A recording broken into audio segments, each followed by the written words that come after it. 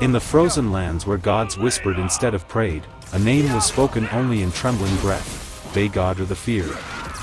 He was a god who fed on terror, a warrior whose presence bent knees and shattered courage. Fear was his weapon, pain his language, and entire realms learned to kneel before him without a single blow being struck. Then Kratos came. He did not arrive with banners or prophecy. He arrived with silence. Villages that once screamed under Beigadr's shadow stood still, not from courage, but from something unfamiliar: the absence of fear. Beigadr felt it like a wound. A god was walking his lands untouched by terror, dragging chaos behind him, leaving broken gods and burning myths in his wake. When they finally met beneath a sky split by thunder, Beigadr spoke with the voices of 1,000 fallen warriors. He told Kratos that all gods kneel to fear, that even monsters break when terror finds its mark. Kratos answered only by tightening his grip on the blades of chaos, the chains rattling like the ghosts of his sins. He said he had knelt before rage and regret, but never before fear. The clash tore the land apart. Mountains cracked, ice burned, and the sky itself recoiled. Beigadr struck not with steel alone but with visions. Sparta in flames, the blood of Kratos' family on his hands, screams meant to crush what little soul remained. Any god would have fallen.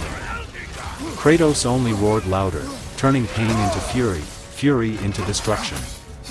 Neither god fell that day, and that was when the rivalry was truly born.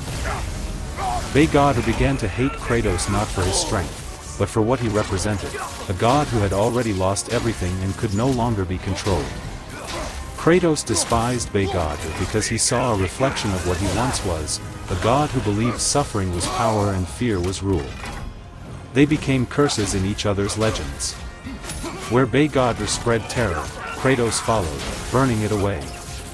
Where Kratos destroyed gods, Beigadr rebuilt fear in his name, refusing to be forgotten.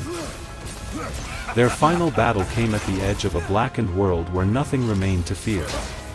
Beigadr unleashed his last truth, telling Kratos that pain was the only thing that gave him purpose, that without suffering he was nothing. Kratos answered by driving a blade through Beigadr's chest, his voice cold and steady as the world watched another god fall. He told Beigadr that pain did not make him, it had failed to break him. As Beigadr died, fear did not vanish because a god was slain, but because fear itself had faced a warrior who refused to bow. Kratos walked away carrying yet another ghost on his back, leaving behind a warning whispered among gods and monsters alike: fear is powerful, but it is useless against a man who has already lost everything.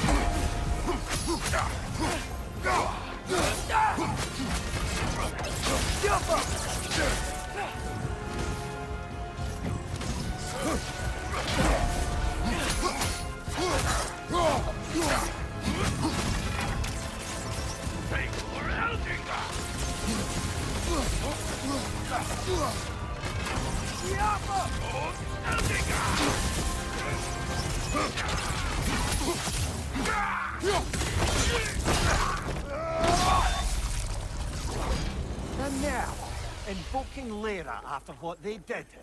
What's Lyra?